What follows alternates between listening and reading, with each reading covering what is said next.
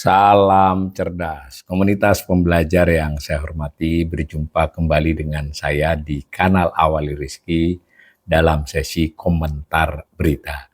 Berita yang saya soroti kali ini terkait dengan informasi tentang jumlah orang super kaya yang melonjak dan komentar seorang ekonom. Ditayangkan oleh kontan.co.id pada hari Minggu tanggal 28 Juni jam 14.48 siang. Judulnya, jumlah orang super kaya melonjak, ekonom ingatkan ancaman bagi kelas menengah. Ini ada ilustrasi gedung pencakar langit di Jakarta di kawasan SCBD.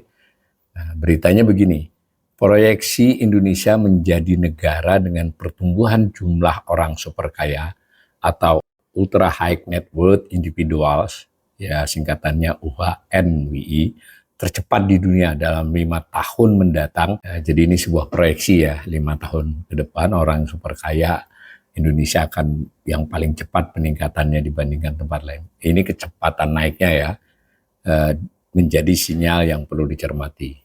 Di balik bertambahnya individu dengan kekayaan sangat besar, terdapat risiko semakin lebarnya kesenjangan kekayaan dan melemahnya posisi kelas menengah. Jadi kesenjangan kekayaan bukan yang atas, super atas sama bawah aja ini dalam kesimpulan berita ini. Tetapi kelas menengah melemah posisinya. Nah, sumber pendapat ini disampaikan oleh ekonom PT Bank Tabungan Negara Persero BTN ya, Mirda Gunarto, menilai lonjakan eksponensial jumlah orang kaya di tengah tekanan daya beli masyarakat merupakan indikator bahwa ketimpangan kekayaan, wealth inequality semakin melebar. Ini penting ya, pendapat Pak Mirda ini saya kira cukup kredibel ya. Dia adalah ekonom dari BTN ya, yang tentu menyoroti hal-hal seperti ini, dan yang digarisbawahi itu yang akan mengalami lonjakan eksponensial itu kekayaan. Nah, jadi ini jangan dicampur adukan dengan Gini rasio ya. Gini rasio itu adalah ketimpangan pengeluaran, kalau ini kekayaan. Nah, dikutip langsung pernyataan Pak Mirdal, lonjakan eksponensial jumlah orang kaya di tengah tekanan daya beli masyarakat luas. Jadi dia menganggap juga sebenarnya masyarakat luas sedang mengalami tekanan daya beli ya, adalah indikator kuat bahwa kesenjangan kekayaan semakin melebar. Jadi ini Pak Mirdal mengatakan khusus kepada Kontan. Menurutnya akar persoalan tersebut terletak pada perbedaan cara kelompok kaya dan kelas menengah dalam mengakumulasi aset. Ini yang disoroti yang kelompok kaya dengan menengah ya, ini tidak disebut-sebut yang miskin ya, atau yang kelas menengah bawah. Kelompok masyarakat dengan kekayaan tinggi umumnya membangun kekayaan melalui apresiasi aset, capital gain ya, baik dari saham, obligasi, properti maupun komoditas. Jadi dia bangun kekayaannya lewat keuntungan dari modal ya, jadi dari kapitalisasi dari aset yang dimiliki, mau saham, obligasi, properti maupun komoditas. Saat inflasi meningkat atau terjadi ketidakpastian ekonomi, nilai aset mereka justru cenderung ikut naik sehingga kekayaannya tetap terlindungi. Sebaliknya, kelas menengah masih sangat bergantung pada pendapatan berupa gaji atau upah. Sekalipun untuk kelas menengah sebetulnya gaji dan upahnya lumayan ya, tapi tetap berbeda dengan yang kaya ini. Ketika kenaikan upah tidak mampu mengimbangi inflasi, terutama untuk kebutuhan pokok seperti pangan, pendidikan, dan kesehatan, daya beli serta tabungan real masyarakat akan terus tergerus ya. Mirdal menilai kondisi tersebut mencerminkan pola pertumbuhan ekonomi berbentuk huruf K, K-shaped growth. Ini memang adalah hipotesis yang sudah diungkapkan di berbagai tulisan ya, di internasional dan terjadi pada banyak negara ya. Jadi pertumbuhannya itu huruf K, jadi ada yang naik, ada yang turun gitu. Dalam pola ini kelompok masyarakat kaya terus menikmati peningkatan kesejahteraan, sementara kelas menengah justru menghadapi tekanan yang semakin besar. Menurut Pak Mirdal ini ya, kelompok UHNWI ini tadi yang kaya tadi berada pada jalur pertumbuhan yang diuntungkan oleh berkembangnya sektor padat modal, teknologi, dan jasa keuangan. 3 ya. Kan dia juga investasi di sektor padat modal juga yang padat teknologi ya. Selain memperoleh keuntungan dari kenaikan harga aset, mereka juga menikmati imbal hasil investasi yang tinggi di tengah suku bunga yang relatif tinggi, serta memiliki kemampuan melakukan diversifikasi investasi hingga ke pasar global. Nah, ini digarisbawahi juga. Mungkin kita wah saham kan turun, tapi untuk orang yang super kaya ini dia tradingnya dan kemampuannya untuk trading tentu dia juga punya tim ya, punya orang yang bisa melakukan diversifikasi banyak portofolio sehingga bisa hedging, mengurangi risiko, bahkan cenderung mengambil keuntungan. Dan dikatakan juga mereka juga tidak hanya investasi di Indonesia ya, tapi di global. Di sisi lain, kelas menengah banyak bekerja di sektor padat karya dan industri tradisional yang pertumbuhannya lebih lambat.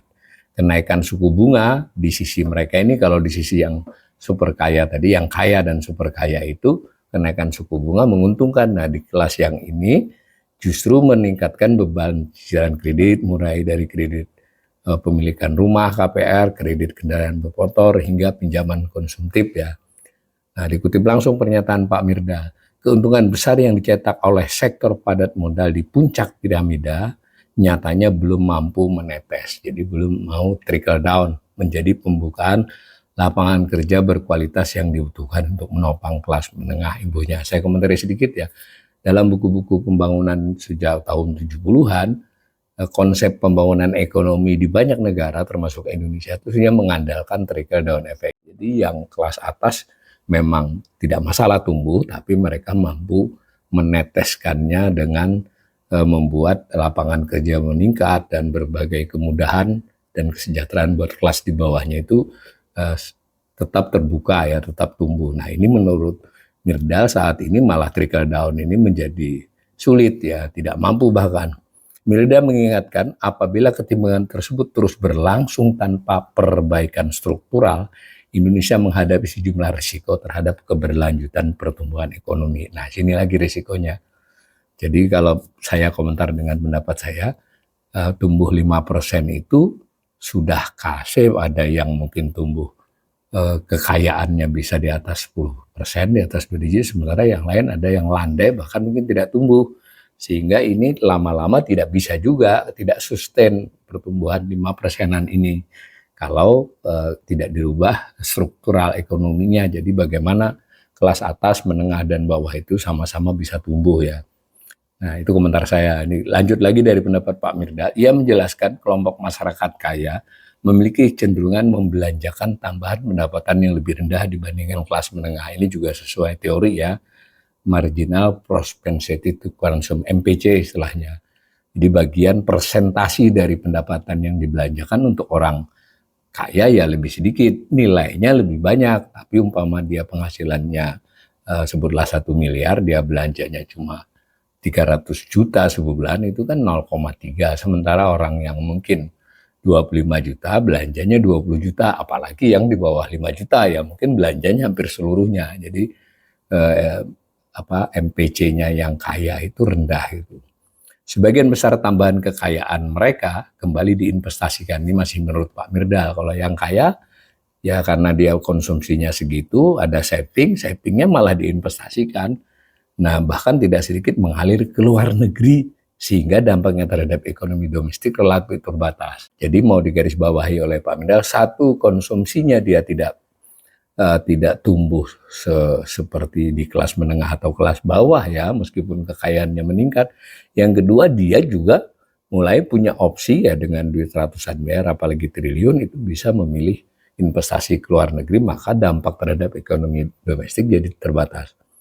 Sebaliknya, kelas menengah merupakan motor utama konsumsi dalam negeri karena sebagian besar pendapatnya dibelanjakan untuk barang dan jasa domestik.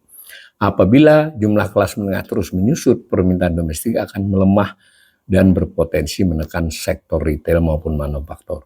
Selain itu, kondisi tersebut juga berisiko terhadap penerimaan negara. Menurut Mirdal, penerimaan pajak pertambahan nilai PPN sangat bergantung pada aktivitas konsumsi kelas menengah. Ini Pak Mirdal menyampaikan pendapat yang memang terkonfirmasi dari berbagai kajian dan juga analisis bahkan dari otoritas ya, dari BI maupun dari OJK. Juga BPS juga beberapa datanya memperkuat kesimpulan ini. Pelemahan daya beli kelompok ini, maksudnya yang kelas menengah, mengurangi basis penerimaan pajak konsumsi. Sementara kekayaan kelompok UHNWI ini yang ultra kaya relatif lebih sulit dipajaki secara optimal karena kompleksitas pengelolaan aset. Jadi teknik penghindaran pajaknya ya, baik yang legal dan maupun ilegal. Yang legal saja dia banyak pilihannya. Nah, di sisi lain, fenomena middle class squeeze atau terjepitnya kelas menengah juga berpotensi meningkatkan ketidakpuasan sosial apabila peluang mobilitas ekonomi semakin tertutup. Kondisi itu pada akhirnya dapat meningkatkan persepsi risiko Indonesia di mata investor global. Nah, jadi peningkatan jumlah super kaya diakui nih ya, pada dasarnya sinyal positif bagi akumulasi modal. Namun tanpa ditopang oleh kelas menengah yang kuat, kondisi ekonomi makro kita akan menjadi sangat rapuh tergasnya. Sebagai informasi, nah, laporan The World Report 2026 yang diterbitkan Knight Frank memproyeksikan Indonesia akan menjadi negara dengan pertumbuhan jumlah orang super kaya tercepat di dunia hingga 2031. Kelihatannya dari struktur kalimat ini adalah dari jurnalisnya, dari Mas Dedi ya. Tadi yang di atas mungkin dimintai komentar atas ini terhadap komentarnya Pak Mirdal ya. Jadi ada info nih dari jurnalis ini. Ada laporan tahun 2026 yang memproyeksikan Indonesia ini akan negara dengan pertumbuhan orang super kaya tercepat di dunia. Populasi individu dengan kekayaan bersih di atas 30 juta dolar ya, bisa dikalikan ya itu berapa, diperkirakan meningkat 81,7%. Jadi orangnya juga bertambah, tapi sedikit ya, dari 3.833 orang menjadi 6.966 orang ya, bandingkan dengan penduduk yang sudah sekarang 290 juta ya. Jadi ini betul-betul nggak sampai 10.000, malah sekarang masih 3.833, tapi ini akan lipat 2 ke 5 tahun depan. Dengan pertumbuhan tersebut, Indonesia menempati peringkat pertama dunia, melampaui Arab Saudi dan Polandia yang sama-sama diproyeksikan tumbuh 63%, serta Vietnam dan Australia yang masing-masing diperkirakan meningkat 59%. Jadi kita paling cepat ya, tentu bukan berarti paling kaya, tapi dengan ukuran itu sekian ribu orang, itu bertambahnya lebih cepat. Begitu ya, mudah-mudahan ini bisa menjadi perhatian para pengambil kebijakan, dan buat pemirsa saya ada perspektif ini yang sedikit berbeda ya. Jadi bahwa ketimpangan itu tidak hanya bisa dilihat dari pengeluaran, tapi juga bisa dilihat dari kekayaan, dan ketimpangan di kekayaan ini dampaknya cukup luas sebagaimana yang disampaikan oleh berita ini. Mudah-mudahan sorotan berita ini bermanfaat.